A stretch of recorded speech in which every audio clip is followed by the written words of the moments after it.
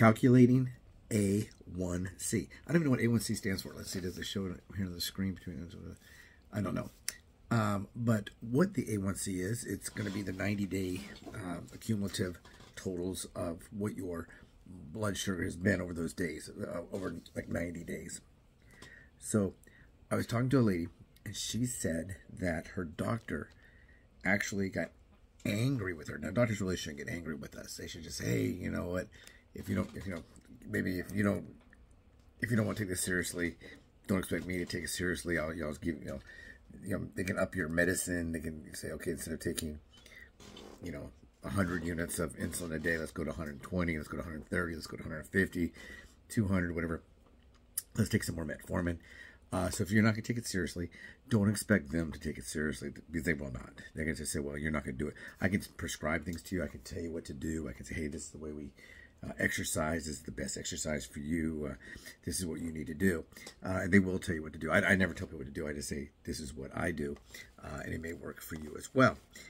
So what she was saying is that her doctor got mad because she had her A1C was slightly high. And I said, oh, how high was she? 13. I said, ooh, 13 is not slightly high. 13 is very high. So her doctor, I guess, was probably maybe kind of trying to sugarcoat it or whatever. But if your A1C is 13, that's really high. It should be, they're saying that your A1C should be like 5.7 to, I think they said that if it hits 9, that's really high. But 5.7 up to maybe like 7, I guess is what they're saying, is considered to be a normal reading. She said, well, the problem that she's having, I don't know if it's really true. I think she might be having other problems. But she said one problem she has is she doesn't know it's high until she gets there, because then, her appointments are every, I think she said every 3 months, maybe every 4 months. I don't know why this looks so dark. I don't know. Anyway, she is saying that she doesn't know what the number is going to be until she gets there. She thinks she might be doing good, and she's surprised she's doing bad. She might be thinking she's, this is all of her lab work.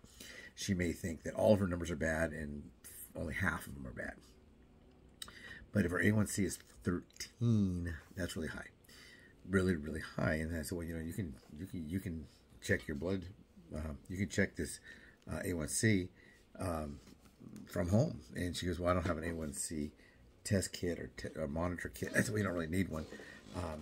I check mine when I think there's an issue, or just maybe once a month or whatever. I'll try to see what my A1C currently is.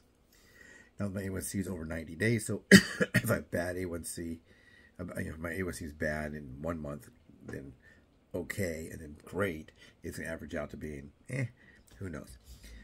So I told her, well, you can check it at home. And she said, well, the kit's very, very expensive, and I didn't even know they sold an A1C kit. I mean, I guess I should have known that. I think I've seen it before, like at Rite Aid. I saw one there. They have all kinds of kits. Once you check, you put a little thing on your finger. I think it checks the oxygen in the blood. How does that work? I don't know. They have blood pressure monitors, all that kind of good stuff. But I told her, if you want to check it, you can check it yourself. There's a calculator that are available. It's very easy to do. And she said, well, how do you do it? And I said, well, this is how I do it. This is not necessarily what who are they, say to do. I take my last 10 readings. My last 10 readings, not my last 10 morning readings, fasting blood sugar, and not my 10 evening ones, whatever it is. I take it twice a day. If I only do my morning ones, those are my lowest numbers. So then my A1C is going to be looking really good. But when I go to the doctor and get my lab work, it's not going to be close to matching that number, because I'm only using readings from the morning. That's what you do. It's an overall accounting of your blood sugar, how you're doing throughout. So I take my last 10 readings, not my last 10 morning, not my last 10 afternoon. I still don't have a manager, guys. Still no manager, so please don't forget, right-hand corner, click on that button. We're also having a contest right now, so take a look at that contest. You might win a prize. It's a comment contest, and the video is on this channel at David Lost 108 Pounds. If you're interested in winning a prize, the best prize we have is good health. I mean, if we could get good A1C numbers and good blood pressure and good cholesterol levels and good, and we quit smoking and we lose weight and all that kind of stuff that we need to do, we know we need to do. So I'll show you what I did. I will check when my A1C happens, my A1C from the doctor. It'll be very, very, very close to what I have here. I'll show you how I do use the calculator. But it is going to be very, very, very, very close. Sometimes it's exact, which is really weird, you know. So, because my meter could be giving problems. The calculator here doesn't always take like a point something.